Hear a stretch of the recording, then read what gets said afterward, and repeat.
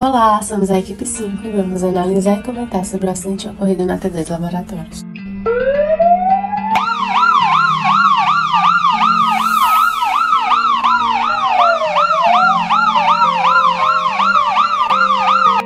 A T2 Laboratórios era uma pequena fabricante de produtos químicos em Jacksonville, Flórida. Ela foi fundada em 1996 por um engenheiro químico e um químico, e sua operação inicial era no ramo de solventes para indústrias de impressão, porém anos depois eles expandiram os negócios e passou a produzir em um reator batelado sobre alta pressão o metilciclopentadienil manganês tricarbonil, que é um aditivo para gasolina usado para aumentar a octanagem. Em 19 de dezembro de 2007, ocorreu uma explosão que destruiu a T2 Laboratórios. Essa explosão ocasionou a morte de 4 funcionários e o ferimento de outras 28 pessoas que trabalhavam por perto. Para a investigação do caso, o Conselho de Investigação de Perigos e Segurança Química dos Estados Unidos entrou em ação no dia seguinte ao acidente. A T2 fabricava MCMT dentro de um único reator de processo, de volume correspondente a 9.500 litros, que operava com uma pressão máxima de trabalho de 4,14 MPa. Tinha juntamente ao reator um trocador de calor responsável pelo aquecimento e uma camisa de resfriamento cuja função era inserir água a temperatura ambiente. A T2 fabricava MCMT em 3 etapas. A primeira etapa necessitava de aquecimento. Já a segunda e a terceira etapa desenvolviam-se a partir do calor gerado pela reação. O aquecimento era realizado por meio de um óleo quente que entrava em um tubo no interior do reator. O aquecimento da mistura iniciava com o controle de pressão do reator em 3,45 bar e a temperatura do óleo quente em 182,2 graus Celsius.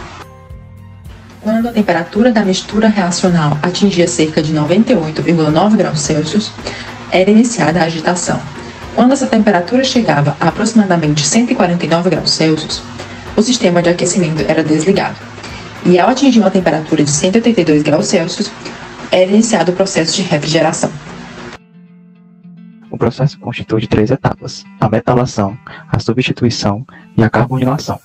Na primeira, é possível vermos a formação do metilciclopentadiene sódio por meio da reação do dímero de MCMT e a de clima. Após, a reação de substituição com cloreto de manganês e, em seguida, na carbonilação, com a inclusão do monóxido de carbono, formando o MCMT. Sintetizando todos os dados e informações apresentados até aqui, sabemos que a explosão ocorreu devido a uma reação química descontrolada que acabou gerando alta temperatura e pressão no reator. A CSB avaliou as possíveis causas que possam ter feito essa reação ter dado errado. Dentre elas podemos citar a contaminação cruzada no reator, a contaminação de matérias-primas, a concentração errada de matérias-primas, concentração local de produto químico dentro do reator, aplicação de calor excessivo e resfriamento insuficiente. Após rigorosa análise, foi observado que os cenários de contaminação eram improváveis, bem como as anormalidades na concentração da matéria-prima não eram cenários de grande falha. Além disso, a variação das concentrações locais de produtos químicos dentro do reator reduziria a taxa de reação em vez de acelerar. Portanto, a CSB determinou que o resfriamento insuficiente era a única causa confiável para este incidente, o que é consistente com declarações de testemunhas de que o operador do processo relatou um problema de resfriamento pouco antes da explosão. Antes de nos aprofundarmos na química das equações diferenciais, uma piadinha para aquecer os motores dos engenheiros químicos. Por que os engenheiros químicos adoram programar em Python? Porque assim como Lord Voldemort, eles têm uma afinidade natural com a língua das cobras.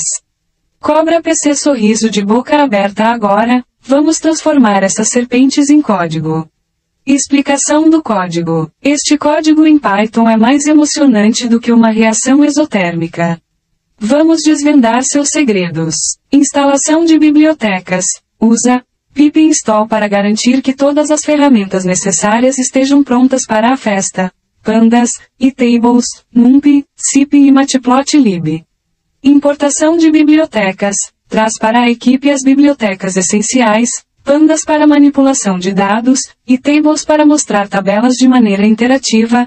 NumPy para operações matemáticas, cip para resolver equações diferenciais e matplotlib para criar gráficos visuais deslumbrantes.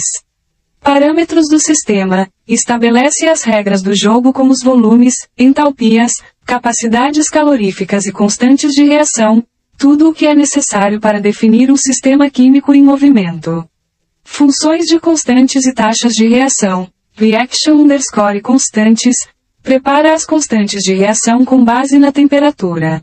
Reaction_rates. Escreve as equações diferenciais que descrevem como as coisas se movem e agitam no reactor. Condições iniciais e intervalo de tempo. Configura a cena inicial, indicando as condições iniciais para as variáveis do sistema e especifica por quanto tempo queremos observar o espetáculo. Resolução das equações diferenciais. A estrela do show. Utiliza a mágica da função odente do CIP para resolver as equações diferenciais, revelando como o sistema evolui ao longo do tempo. Separando as soluções. Divide as respostas, dando-nos acesso VIP às concentrações, temperatura, pressão e as doses de calor gerado e removido. Configuração do gráfico. Prepara o palco, ajustando o estilo do gráfico e organizando subplots para cada variável importante. Plotagem dos gráficos. A cortina sobe. Cria gráficos incríveis para mostrar as variações ao longo do tempo, concentrações, temperatura, pressão e a dança do calor.